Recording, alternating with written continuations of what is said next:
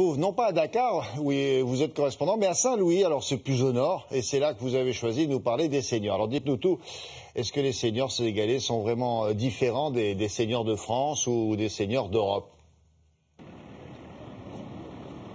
Oui, bonjour William, bonjour à tous. Alors les seniors ici au Sénégal ne vivent pas du tout comme les seniors chez nous en France.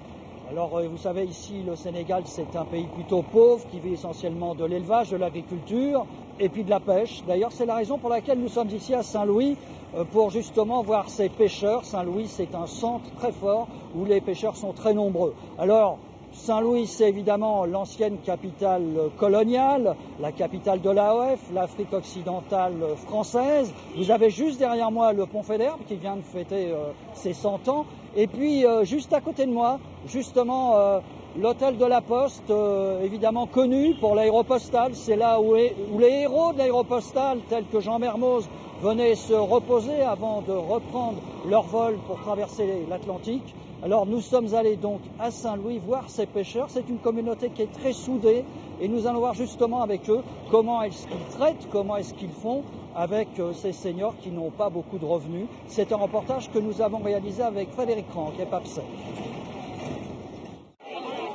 La même foule chaque matin sur ce quai de Saint-Louis selon un rite immuable, l'arrivée des pêcheurs. Depuis l'aube, ils ont jeté leurs filets au large des côtes sénégalaises ou mauritaniennes.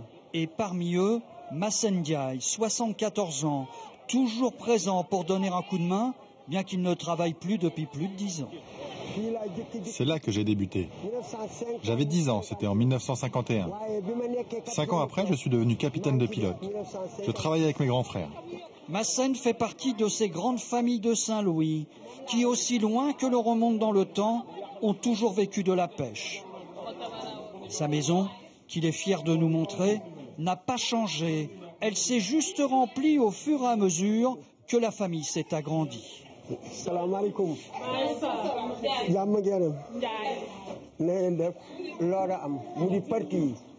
C'est ici que je suis né et que j'ai grandi. Toute ma jeunesse, je l'ai vécu ici. Ici, il y a mes enfants, mes petits-enfants, mes neveux, mes nièces. Tout le monde vit dans cette maison. Massène ne travaille plus et comme il n'a jamais cotisé à une caisse de retraite, il ne reçoit rien. Pris en charge par la famille, rien de plus naturel ici. Les anciens sont intouchables, vénérés, écoutés. Lorsque tu deviens majeur, les anciens te disent qu'il faut te marier. Tu as un enfant, sont eux qui choisissent le nom. Ils te disent comment l'éduquer. Même quand tu deviens chef de famille, tu dois les consulter. Le respect est toujours là, car ils ont l'expérience. L'homme a connu la colonisation, puis l'indépendance du Sénégal en 1960. Évidemment, la ville de Saint-Louis ne ressemble plus à celle de sa jeunesse. À l'époque coloniale, il y avait quelques baraquements, pas de maisons en dur. Avant, on faisait des huttes en paille, mais il y a eu beaucoup d'incendies. Alors, dans les années 60, on a construit, et on construit encore, car on est de plus en plus nombreux. Aujourd'hui, la vie de Massène est rythmée par ses rendez-vous quotidiens, toujours les mêmes.